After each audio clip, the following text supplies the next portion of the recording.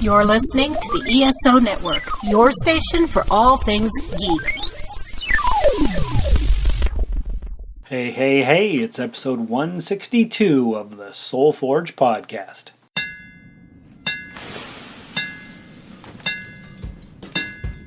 Welcome to the Soul Forge, a place of silent mystery, quiet contemplation, and outright mayhem. Join your host, Sean Vanderloo, as he guides you through the adventures of living. Together, we'll talk about life and love, sex and dating, joy and heartache, memories and loss, and so much more. Don't worry, it's not nearly as pretentious as it sounds. Get ready for life, the universe, and everything on the Soul Forge.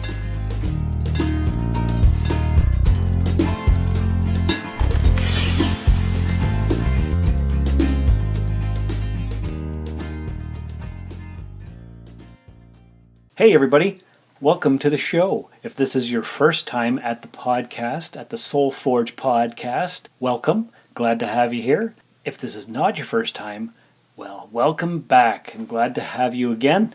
What are we talking about this week? Well, this has been a rather difficult week to come up with ideas and topics and whatnot. I thought about having a guest on the show. Talked to Jason earlier, and we're supposed to talk about life with baby, because he did the Preparing for Baby episode. The baby's a year and a half old. Because COVID happened, we didn't get to talk about it earlier, but that's not happening this week. He wanted to talk about having a vasectomy. We're maybe going to talk about that one of these days.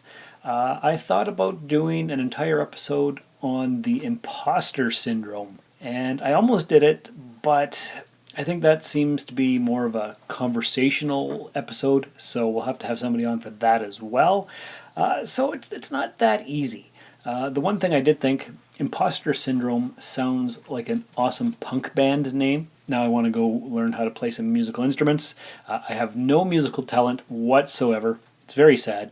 I think on my wish episode, if I had one wish, it would have been to be musically inclined. And I'm not. I can't carry a tune. I can't figure out how to play any instruments.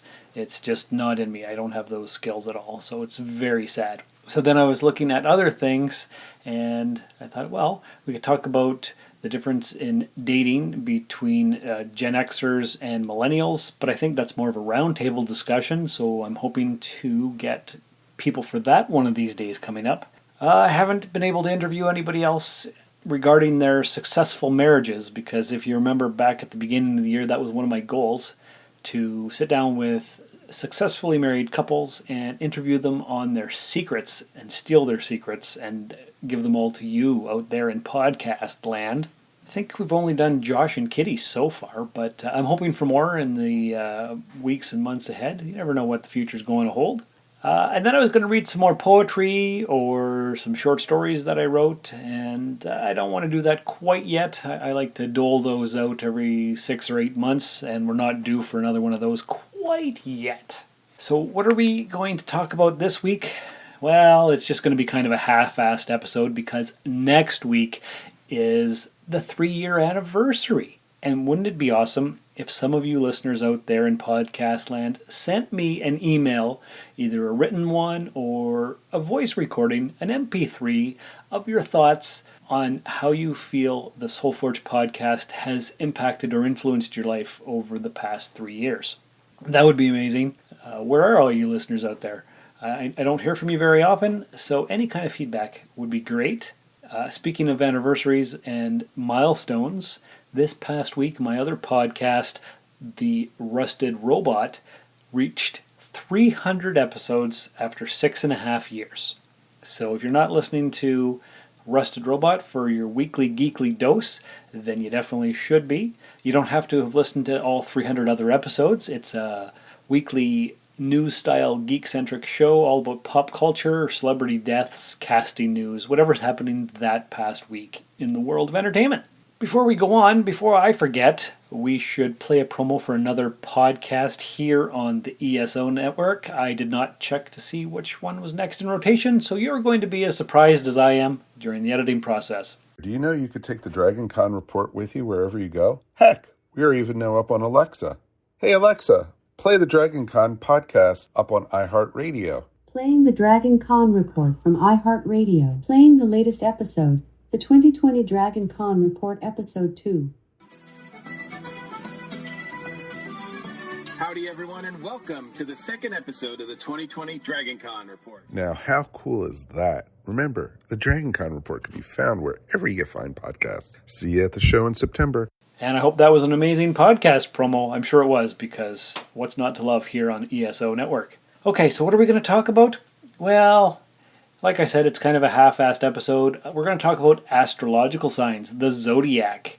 Just going to pull up Wikipedia here for you, and tells me that in Western astrology, astrological signs are the 12 30-degree sectors of the ecliptic, starting at the vernal equinox, one of the intersections of the ecliptic with the celestial equator. What does that mean? I got no fucking clue. That's what that means. It's also known as the first point of Aries.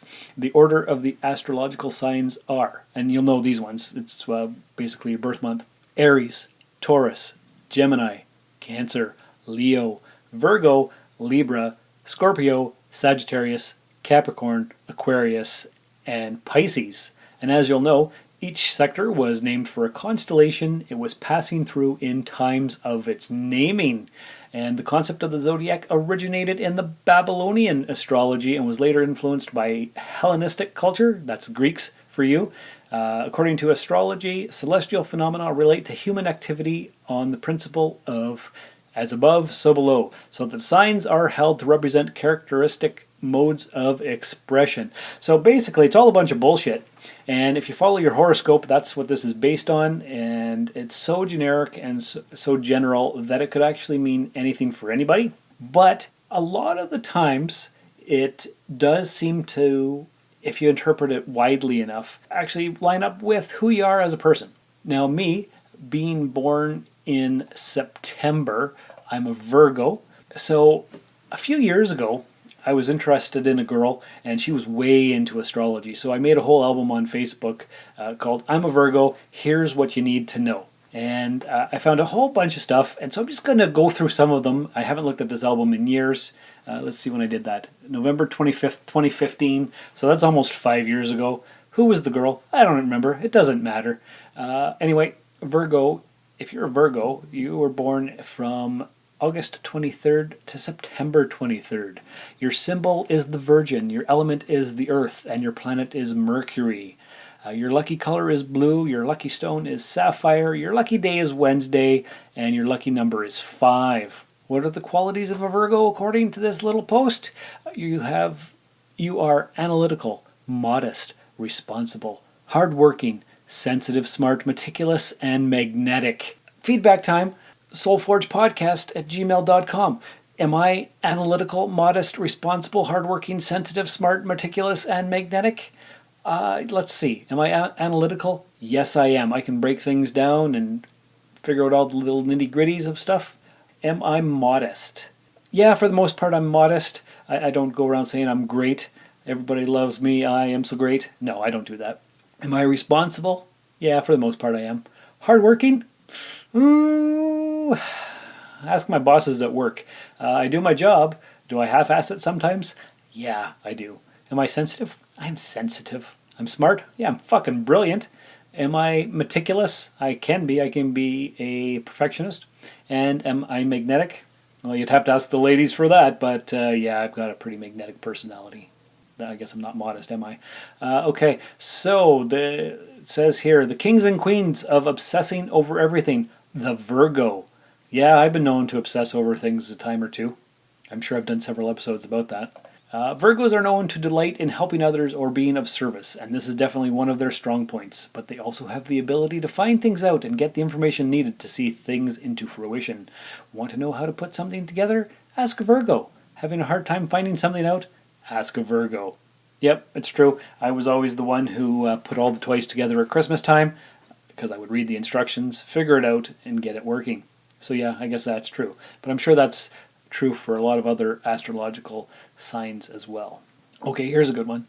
Virgo gets irritated if you try to force them to communicate. If they decide not to on a particular day, trust that it's for a good reason. Yeah, that's true. If I don't want to talk, leave me alone, you bastards. The Virgo man in love. He's very serious, loyal, and committed. Since he's a perfectionist, he expects his lover to be a perfectionist like him. He's very picky. He wants the perfect lover. Since he's patient, he first takes time to get to know the person very well. He also wants someone who will be there for him. The Virgo man can have a hard time dealing with his emotions since he lives in his head. That's why he usually does not make the first step when it comes to revealing his feelings. To show that he loves a person, he will do it through action. Buying a gift, for example. Yeah, and that could be true. That's pretty close to who I am as a person. What can the Virgo man offer you? Or any Virgo, I guess, a woman too? Trustworthiness and a helping hand. Intelligent conversations. Appreciation through actions rather than words. A devoted and reliable friendship. An eye for detail to keep you out of total social embarrassment. Candid and useful advice and rational solutions to problems. Yeah, it's true. I do all that. And how about Virgo and the inner you? It's difficult for others to know what you're really feeling on the inside. You may look calm and at ease, but on the inside you're nothing but on edge. Your mind is always on overdrive, and you end up getting so physically drained because you're constantly overthinking and overanalyzing things. You try to hide your emotional intensity and deep sensitivity from others. It's part of your secret life, but others may think you're incapable of deep emotions. Deep down, you want to feel important and essential in the lives of those you care about. You like to feel useful and appreciated, and you like helping others and giving advice to friends. That, my friends, right there is completely accurate. I may look calm at ease, but on the inside, yeah, I could be a bundle of nerves. And is that from my upbringing? I don't know. Is that because I was born under the Virgo sign? Couldn't tell you. A good example of that is, when you're walking along and somebody's in a truck or a car and they see you walking by and they beep a horn to scare you. Well, that happens to me quite a bit. And do I jump? I don't. My reactions do not show up on the outside. But on the inside, my heart's beating, my heart's racing, but there's no physical reaction on the outside, and it drives people crazy. And that's part of either being a Virgo or not showing my emotions so I don't get hurt. I'm not sure which one it is, but there you have it. The Virgo child is constantly seeking out new adventures and tends to do well in school. That's true, I did. Quite talkative and interactive, will make friends easily, but can be shy at first. Yep, that's true, very shy at first. Likes being given things to do and will do it well. May inquire or ask a lot of questions. Yep. Criticism hurts him or her a lot and may keep them from immediately trying again. No, that's not true necessarily. I don't give up on things. I'll beat my head against the wall before I give up. I always try to complete whatever it is. So, not 100% accurate, but what is? And that's what the next little thing here is. Zodiac traits number 1, a Virgo always gives his or her 100%. There's no half-hearted participation. That's right. I'm either all in or all out. There's no in between. And Virgos are one of the main signs to suffer in silence. They internalize a lot of hurt feelings and stress. Yep, that's me. I don't say what's bothering me. I hide it. I hold it in. And I just deal with it. Virgos are known to be trustworthy and honest, which means you can share your deepest secrets and they won't go talking behind your back. That's right, gang. You can tell me anything. Virgos are very appreciative of kind gestures. However, they can be a bit skeptical of kindness towards certain people. They want to make sure that they're putting efforts towards those who truly want to be their friends and who aren't being fake. Yep, nothing worse than a faker. And it's hard to tell sometimes who really wants your attention and what their motivations are. So yeah, that's a thing. Believe it or not, Virgos are highly emotional, but they often either don't know exactly how they're feeling or can have a hard time accepting what they're feeling. That's true. It's hard to analyze all your emotions at all times. Don't always know what I'm feeling, and it takes a while to figure that out. Now, what else we got? The Virgo man. He takes a lot of pride in who he is and what he's worked hard for. He gravitates to people with brains. He likes to pamper his mate, but can ignore them when they become too demanding or controlling. He's secretly very insecure. He's serious in relationships. He'll analyze a person very well because he likes details. He can be quite vain. He likes to be protective and a serious perfectionist. Yep, that sounds about right. You can go ask Julie. I'm sure she's already seen some of that. Yeah, let's see. Virgo is good at a lot of things, and one of those things is hiding their true emotions. This makes it hard to read them at times. Yeah, that's true. People have had a hard time reading me in the past, but some people can read me like an open book, so I guess it depends on your own star sign. Maybe you're a good reader of things like that, I don't know. Oh, here's one that's totally accurate. Most Virgos are better at expressing themselves through writing. verbal expression is usually harder for them. True, I've always been a writer. That's completely accurate. Oh, here, Virgo and what they hate. People who unnecessarily touch their things and move their stuff around. Correct. Don't touch my fucking stuff, you bastards. Number 2, people who do not know how to do their job or do something that is supposed to be simple. Yeah, that's true. Unreasonable and stubborn people and those who play weak and whine. Yeah, don't do that. Brash and arrogant people who exhibit carelessness and stupidity. Yep, hate that as well. It's all true. Okay, great things about Virgo. You're productive. You don't fake it for people. When you love hard. You're dependable and loyal. You pay attention to things others may not pay attention to. Yeah, that's true. I remember being in high school and I would always hear the buzzing of the fluorescent lights that nobody else heard. It would drive me crazy. I don't know what this is, but you don't like wasting money. That's true. You don't have to be over the top to get attention. Correct. And you constantly seek to improve yourself. Yeah, it's true. That's why I started this friggin' podcast in the first place, to help myself and to help you guys. What are Virgos like? They're easygoing and reserved for the most part. They have a tendency to be people pleasers and they love feeling needed. Oh, yeah, that's correct.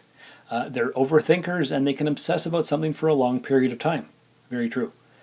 Will stand their ground. They're not pushovers. No, a lot of times I don't like confrontations, so I don't always stand my ground, but if it's important, I will. They're inquisitive by nature and they know how to find things out. Yep, that's true. They're determined and will finish what they start, and they're humble and don't need the limelight. That is quite true. I will stand aside and let somebody else take the spotlight because I really don't want it. If you're loving this podcast, you should tell a friend about it. Spread the word about podcasts you think they would enjoy. There's something for everyone, from entertainment and lifestyle To news and politics and more. Share it on social media. Believe it or not, some people don't know how great podcasts are, or even how to find and listen to them. You can help change that with a click. Tell your friends about your favorite podcast. Thanks for spreading the word. The love matches. The best is Taurus, Capricorn, Scorpio, and Cancer. Possible is Gemini, Virgo, Aquarius, and Pisces. And difficult, Aries, Sagittarius, Libra, and Leo. And if I remember my star signs right, I believe Julie is a Capricorn. Whatever she is, her and I are the most compatible match. So far so good. It's almost 6 months in, and it's awesome. So ask a Virgo for an opinion on any matter, and they will give you the most truthful answer, even if it hurts you. Not always. I try to spare people's feelings. Let's see. What do we got? And exactly what I said. Virgos keep silent a lot of the time because they know their words can cut like a knife.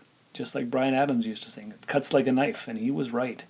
So I guess that's it. That's what I put in there for that album on Facebook to describe who I am as a person.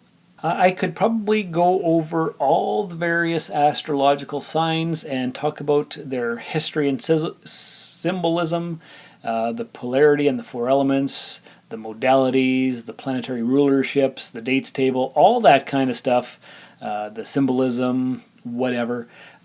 But for the most part, I believe you guys already know most of that crap. Is it true? Is it not true? I really don't know.